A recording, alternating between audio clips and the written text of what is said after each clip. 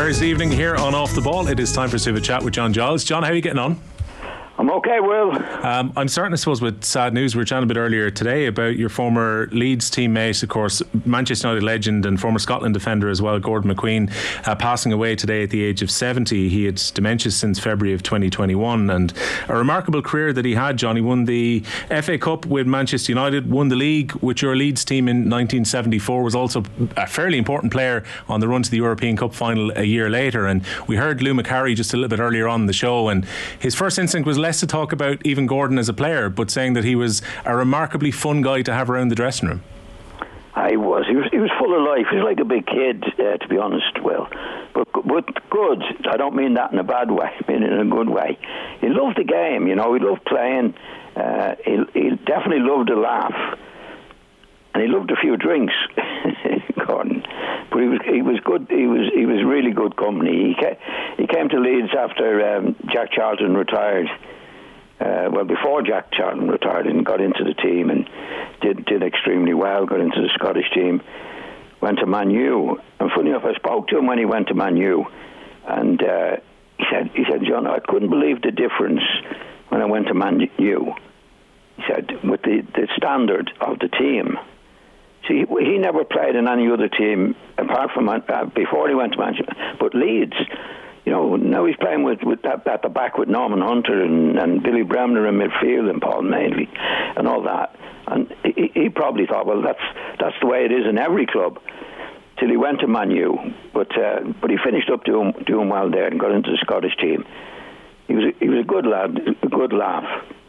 Norman Hunter, probably not a bad player to come in alongside, John, if you're a young man coming south of the border from Scotland and you're going into like that Leeds dressing room. You've just named off some of the players who've got years of success behind you, loads of experience within the squad, and I'm sure Norman probably was a big help when he came into the centre of that Leeds defence. Yeah. Well, Norman would have been a help to anybody. Norman Hunter was the best defender I ever played with, and I think he was a bit unlucky, Norman, that Bobby Moore was around, and so who was such a great player. Norman got a few caps, but he didn't get as many as he could have done had Bobby Moore not been there. But Norman admired Bobby Moore himself. He said, you know, he deserved to be in the team. Bobby Moore deserved to be in the team. But Norman was great. He was the best defender I ever played with.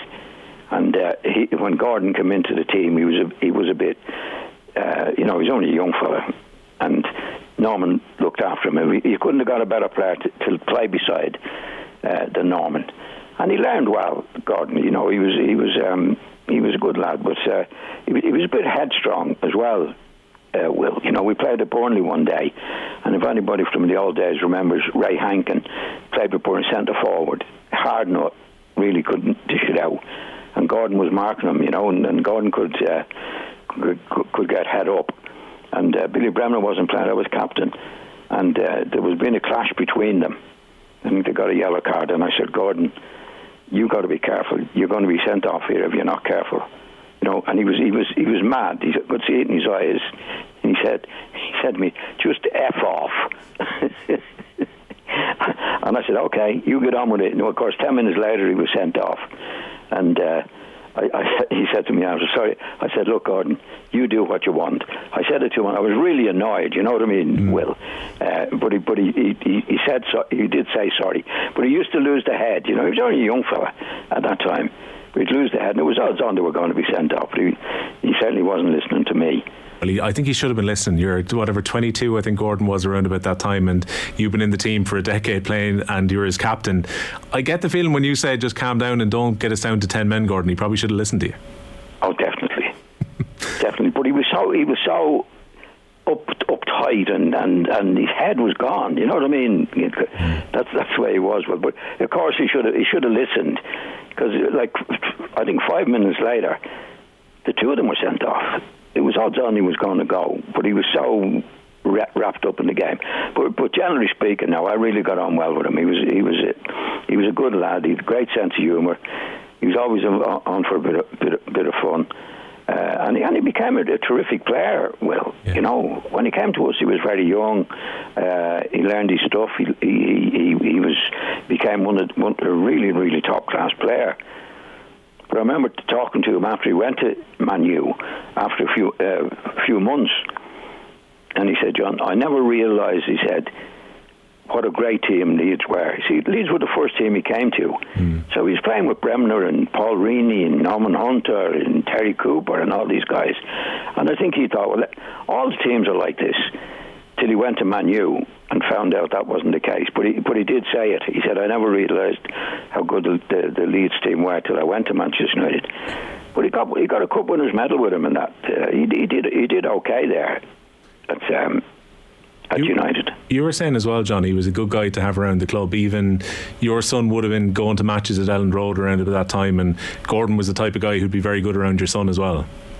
Well, Michael was only 10 at that time, and Gordon was like a big kid. I used to see him after the match. He used to come over to Michael standing there, and he'd be having a chat. Did you watch the football magazine? Did you get the football magazine last week? He was like a kid himself, you know what I mean? Yeah. In a good way. And Michael used to have great chats with him. He became a big pal of his, but he was only 10.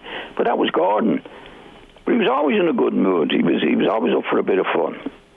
And it was a shame. He hasn't been well for quite a while, Will, you know. Yeah, and his family have spoken about the dementia and the way it's come on so quickly, particularly over the last 2 or 3 years. You would have been there with him in 2019, John. I'd say probably one of the last times you would have seen him when the Leeds team of the late 60s, early 70s, you got the freedom of the city in Leeds. So he would have been there with you that day, I would think, was he? He was there, yeah. He was okay. He wasn't too bad then. Will, you know, we knew he had the disease, but he was in good form, you know. He was always good for a laugh, but you could talk to him, you know. You could tell he wasn't well, but he could have a chat and that. Actually, he had a good few drinks that night. He wasn't scared of that. But he was always a good sense of humour and a good type of lad. Never saw him down. No, well, obviously when he was ill, he was still in good form with the terrible disease he had, because he was a great header of the ball. And you know, there's talk even now, Will, about heading the ball, how it affected people, and he headed the ball a lot. I always, my kind of memory of Gordon McQueen would have been when he was a pundit in Sky Sports, and I always found him very entertaining in the 1990s. He talked a good game as well, John. Yeah, he was great. He had a great sense of humour. He was always up for a laugh. There's no doubt about that. Gordon, definitely. May he rest. He was a good lad generally, but he was a big kid in many ways. I mean that in a good way. But he was always good for a laugh. Yeah, may he rest. And he loved the game. He loved the game as well. You know, he would talk about the game all the time. And when he came to Leeds, like he was replacing Jack Charlton, so we'd had quite a lot of success before Gordon came into the team. And as you say, he won the league with Leeds in what was it? 75, was it 74, 75, 73, 74, I think. Yeah. May he rest in peace. John Hollins passed away as well, John, yesterday. Chelsea legend, would have been, I guess, coming through as a very young player in the Chelsea-Leeds rivalry in the 70s when you would have faced off against him, but like an association with Chelsea going right through the decades. Oh, definitely. He was a very, very good player. I think he made his debut for Chelsea at 17. And he was a really, really good player, John Hollins. Every match, he was one of those lads you could rely on to do his stuff, you know. Like he wasn't a Billy Bremner who would get on the ball and pass around and that, but he was a hard man to play against because he was in the middle of the field. Played against him a lot, John Hollins. He was a very, very good player. Chelsea had they beat us in the cup final. What was your year would that be? 71, not 72. Yeah, it was early 70s. I think it was 73. I think. You know, he was in a very, very good team at Chelsea, John Hollins, and he was one of the good players that made him a good team. Were Chelsea one of the really difficult teams to play against at the time, John? Because anytime I read about Leeds against Chelsea, I read about these kind of fiery battles between the two teams, like, you know, hardy lads on both teams. Oh, definitely. It was very, very tough matches. The Chopper Harris in there, Eddie McCready played at left back, the Scottish international. That was good. He was a terrific player, but he could get stuck in as well. You know, no, they were very, very, very, very difficult matches. Chelsea, they were a really top class team for those for 4, 5, 6 years. Really top notch. Well, they beat us in the cup as I said, Webb scored after replay, and they still show the replay at Old Trafford for the tackling or the fouling, we might call it. It was one of those, and that was the time at that particular time. There was a lot of hard men around the place. You had to, and John Hollins could get stuck in himself. Yeah. Manchester City, John, didn't play particularly well in Istanbul last Saturday night compared to their very high standards throughout the season. It was a little bit nervy against Inter on Saturday, but they just about got the job done in the European final in the end. Yeah, in the long run, but it was a lot of pressure on them I think in respect of the forecasting before the match. I even read the great Graham Souness. He said he thought it would be over before half time, and like all the Italian teams over the years, were always they always could defend particularly well, and Milan did defend very well, and they played well. I thought definitely City got away with it over the 90 minutes. Yeah, it's one of those nights. It was the Lukaku missed a great chance. Yeah, but there again, they defended well. They crowded midfield, and like Pep has done brilliantly, but he always does something that you don't expect him to do. Like Kyle Walker was left out of the team before the match, and there's no doubt that I'm watching him the last few weeks. He's been probably the best player. Certainly the best defender, but that's the way Pep goes. I think he's different tactics for different matches. It's not something I agree with for what it's worth. I think you should play your best players all the time. I know there's an awful lot of matches you put players in. He has a big squad, and they've had a great season. I mean, to win the treble is fantastic. Yeah, maybe he didn't mess around quite as much as, say, Rodri not playing against Chelsea and that year in 2021, deciding to go out with a very patched together midfield and innovating in a final like that was a really bad call. This time around, they weren't too far off the first team. They had no midfield in that match, really. You know what I mean? Well, at that time, he didn't play Rodri. He had players up the field. He didn't do anything as badly as that the other day. But I think he has that mind. We're going to have different tactics for different matches, which is okay in many ways because he's got such terrific players. Yeah. There was a few players didn't play the other day who were top class players. Didn't start him. Foden didn't start it.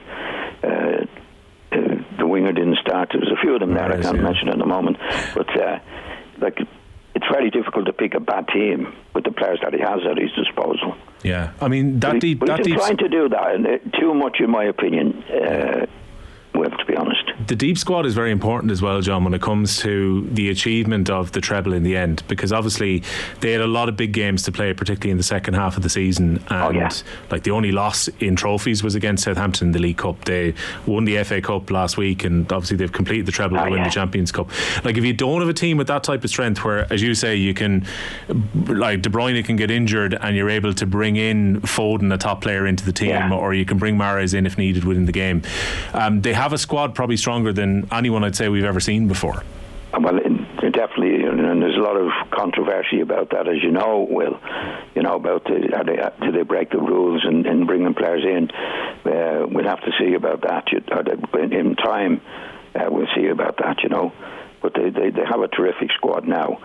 And I think, to be honest, looking back on it, I think the World Cup was a help to them.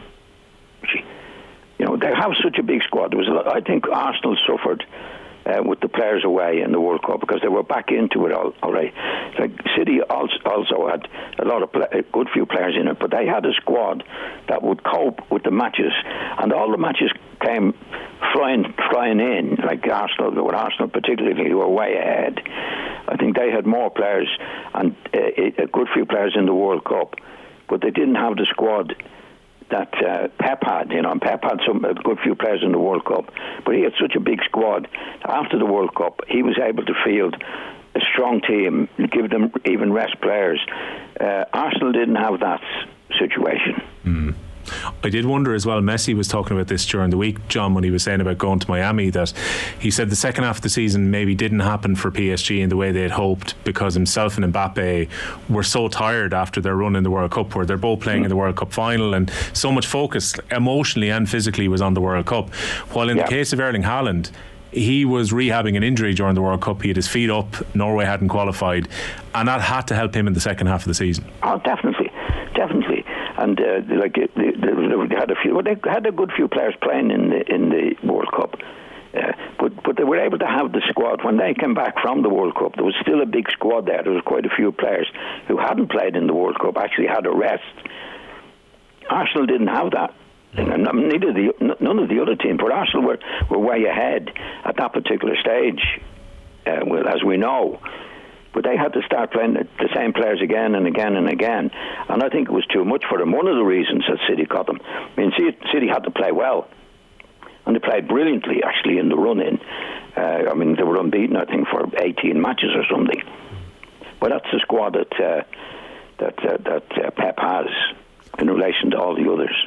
I would agree with you about the fact that until the charges are either proven or not proven against them, that will always hang over the achievement of this year.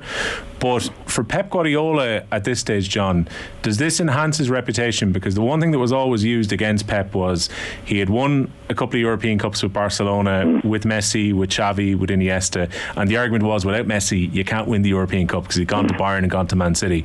Now he has won the Champions League with Man City. Does that make his CV more impressive now? Well, I think in general it does, but I think it's nonsense. I wouldn't subscribe to that at all, to be honest, Will, because I think to win the league is harder to win the Champions League. I mean, if we go 2 years ago, Chelsea won it. Well, yeah, they were awful in the Premier League, but they left their run for Europe under Thomas Tuchel that year and won the European Cup. Yeah, but I mean, he didn't win, and he sacked. He's sacked now. I mean, what you're saying that people say is that until Pep wins the Champions League, he's not going to be rated as one of the great managers. But I don't subscribe to that. If I was a manager, I'd rather win the league than the Champions League, because it's a knockout competition. I mean, you've got four teams of four to go through the Champions League to get to the final. You know, he won it twice before with Juventus. I always thought that I didn't subscribe to it, let's put it that way, that he had to win the Champions League at City. He's won the league 5 times out of 6. As I say, Tuchel won it 2 years ago, and he was sacked within the last 2 years. And I know I can understand people saying, well, unless he wins the Champions League. But if you look at the Champions League this year that he did win, I mean, winning the league was much more difficult and better, in my opinion, when he was 10 points behind Arsenal to get the finish that they did. I think it's a very impressive way to finish the season as well, John, when you consider they were well behind Arsenal in even March as we came towards the tail end of the season, so they had to be 100% focused on every game in the league, and at the same time they hammer Real Madrid and they hammer Bayern Munich in Europe. Well, exactly, yeah. Two of the best teams. That was brilliant. I mean, I'm not trying to take anything away from it. I'm just going back to the situation where people say until he wins the Champions League he's not going to be regarded as one of the great managers, and I just don't subscribe to that. I mean, what he's done in the league in the last 5 or 6 years is brilliant work. What he's done this year has been brilliant. I mean, I think he had a bit of luck in the Champions League, but you deserve a bit of luck somewhere along the way, and it's been a great season for him. But I'm just saying, if I was a manager or a player, I'd rather win the league where you've got 38 matches to play in it. You know what I mean, Will? Yeah, I know. But that's to win. I mean, he's won the 3 of them, which is great. I thought he was a little bit lucky in the cup final, the Champions League final. But there again, he deserved a bit of luck. Yeah, no, they've been the model of consistency as well. John, it's been a pleasure. Thanks a million.